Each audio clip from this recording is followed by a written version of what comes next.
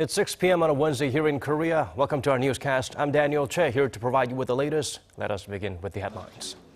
The South Korean government is closely monitoring North Korea's movements and coordinating with the U.S. as it has been officially confirmed by the U.S. State Department and the IAEA that Pyongyang resumed nuclear operations in Yongbyon despite growing international sanctions. As the South Korean government gets ready to overhaul the country's ailing industries, it also moves to support state banks that could be destabilized in the restructuring process. Over in the U.S., Hillary Clinton makes history as America's first female presidential nominee for a major party after a huge win in New Jersey put her over the top in the delegate count. North Korea, the world's most heavily sanctioned nation, appears to have restarted its main nuclear facility.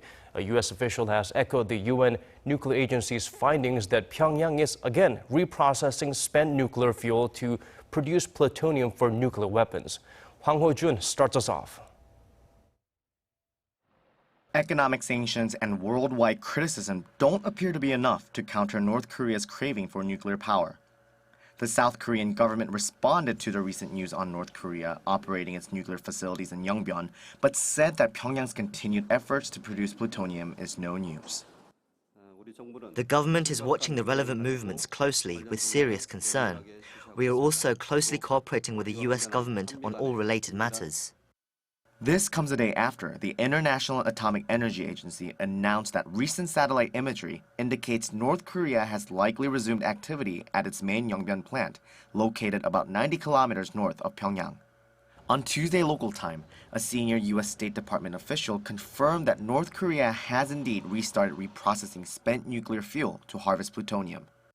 The State Department official, who wanted to remain anonymous, told Reuters that Washington is concerned about the North's latest activities. If North Korea has restarted reprocessing activity, it would violate the existing international sanctions it is under. The Yongbyon facility has long been the source of plutonium for North Korea's nuclear weapons program. It was shut down in 2007, but Pyongyang vowed to reactivate all its nuclear facilities in 2013 and announced Yongbyon was fully operational in 2015. The communist state has conducted 2 nuclear tests since 2013, including what it claims was an H-bomb test in January this year, with the goal of improving the quality and quantity of its nuclear weapons program. North Korea's clear defiance of UN Security Council's resolutions is likely to incur even stronger international actions against the regime. Hwang Ho-jun, Arirang News. Nuclear envoys from South Korea and China will meet in Beijing to discuss cooperation on Pyongyang. This comes after a rare meeting last week between Chinese President Xi Jinping and a top North Korean official. Kim Ji-yeon has more on Seoul's flurry of diplomacy carried out with the reclusive state in mind. South Korea is moving to persuade China and Russia of the importance of mutual cooperation on North Korea through meetings this week and next. The first meeting is set for Wednesday afternoon between South Korea's Special Representative for Korean Peninsula Peace and Security Affairs, Kim Kyung, and his Chinese counterpart, Woo Da-wei.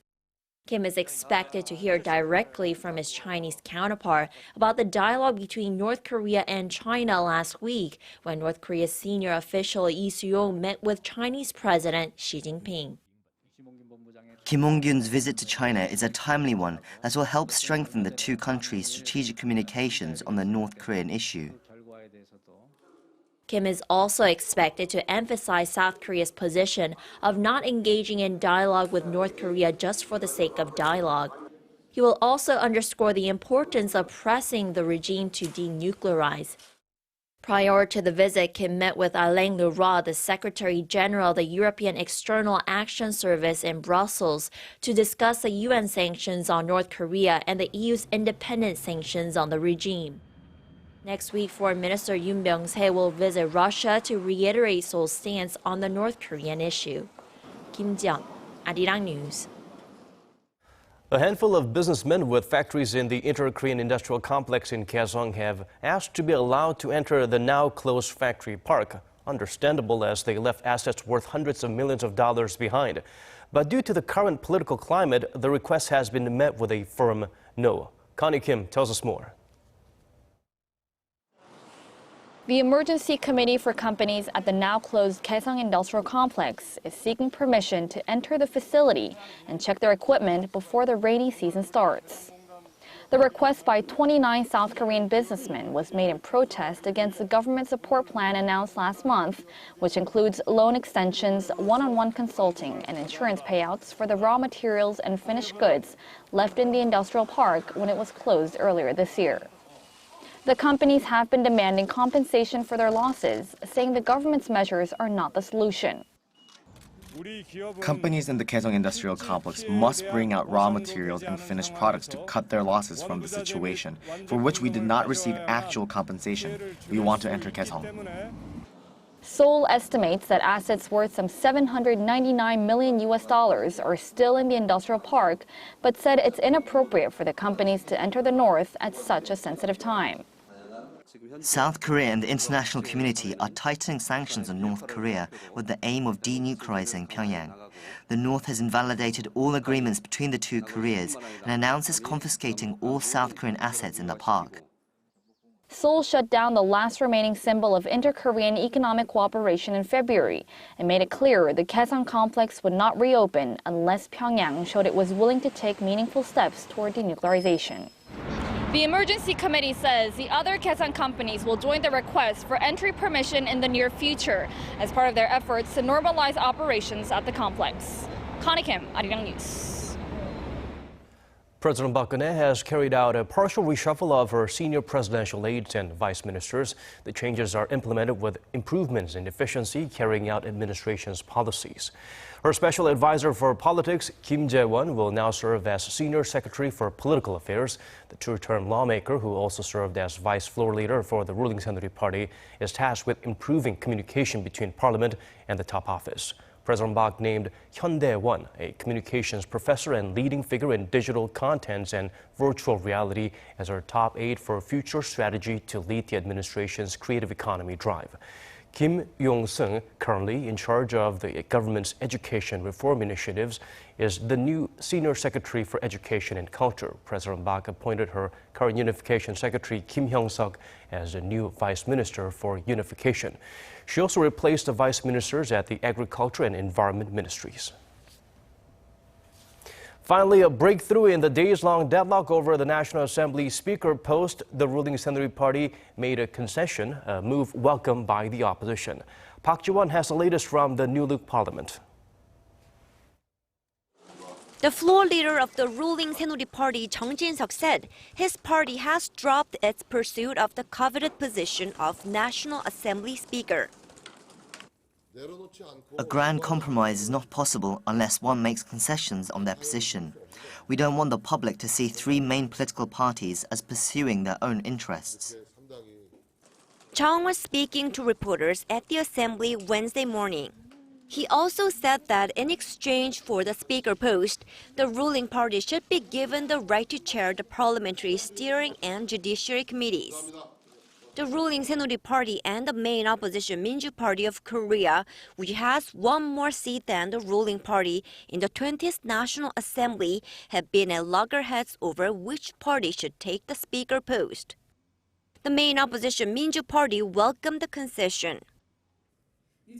Although it has come a little late, we welcome the Saenuri Party's move, which respects the will of the public as expressed in the general election. We will also do our best to fill the parliamentary posts.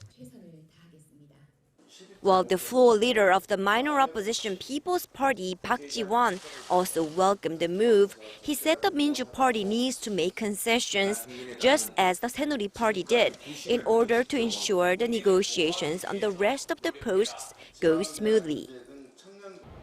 The remaining negotiations among the parties are likely to center on the leadership posts for key standing committees, including the Budget, Finance, and National Policy Committees. Park Ji-won, Arirang News. And we'll have more updates on the matter in our later newscast. Moving on, the Korean government has laid out the blueprint for its corporate restructuring drive. It includes measures to support state-run banks that are likely to be saddled with debt in the process. Hwang Ji-hye, give us the details. Both the Korean government and the central bank will contribute to the establishment of a fund worth around $9.5 billion with the goal of expanding the capital base of state banks. The fund will provide loans for both the Korea Development Bank and Korea Exim Bank. The government said Wednesday that supporting the state banks is necessary to offset any potential instability triggered by the process of overhauling the country's ailing industries. The amount is far larger than what the government has estimated will be needed during the corporate restructuring process. The government expects the restructuring drive to cost an estimated $4 to $7 billion. It added that not all of the funds will be injected immediately and that the loans will be provided upon request by the banks. In addition to addressing the issue of funding, the government also plans to set up a new regular ministerial meeting to monitor how the restructuring plan is proceeding.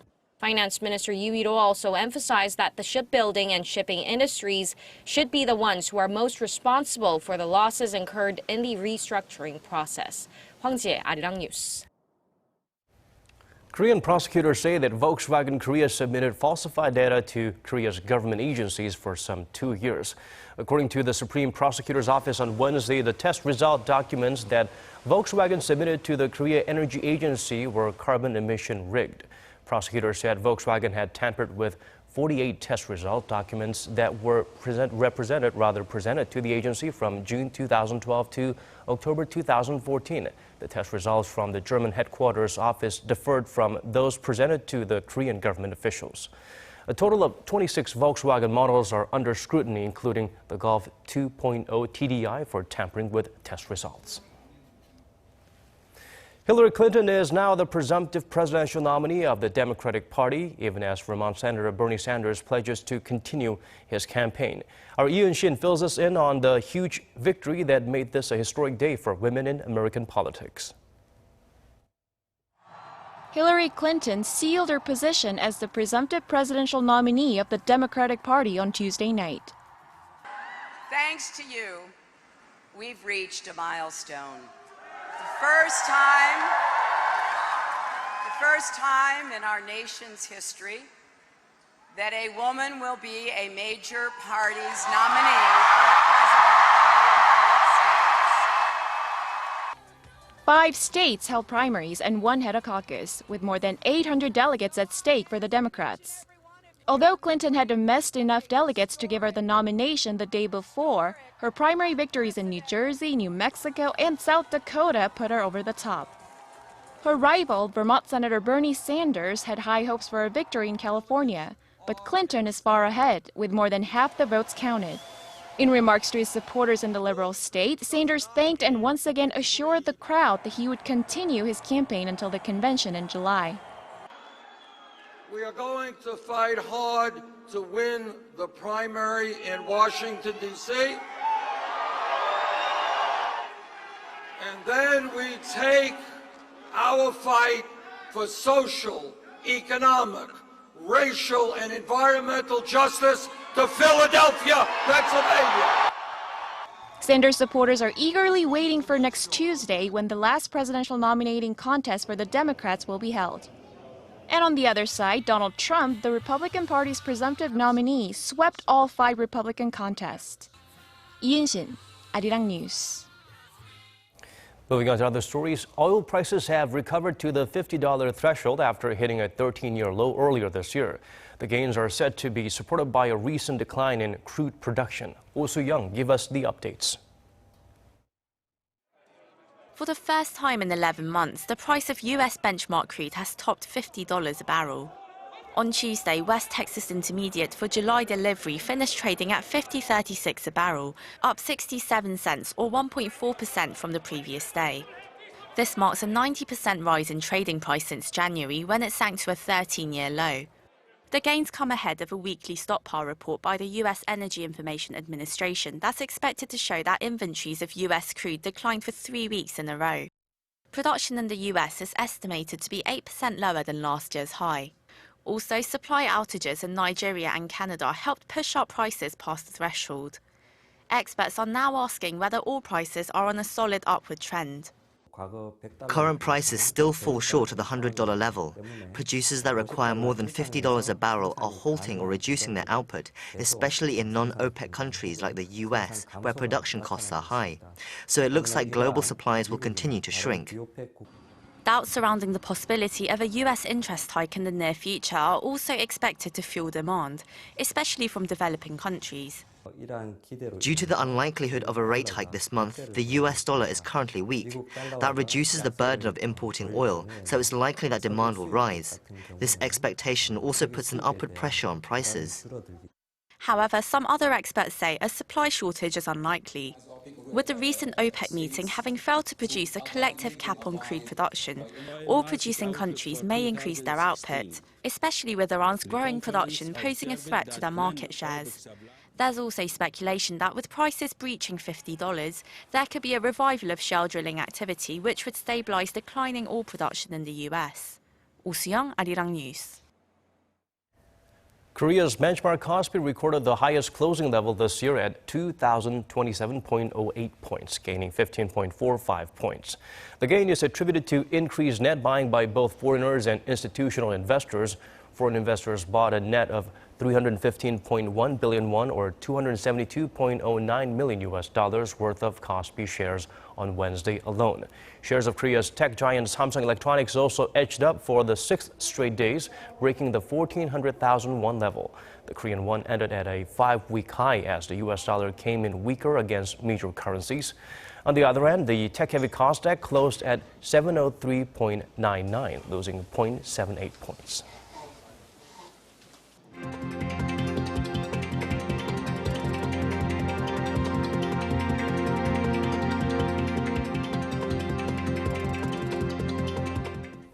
That brings us to the end of this hour's newscast. Do tune in at 10 p.m. Korea time for more. For now, thanks for watching.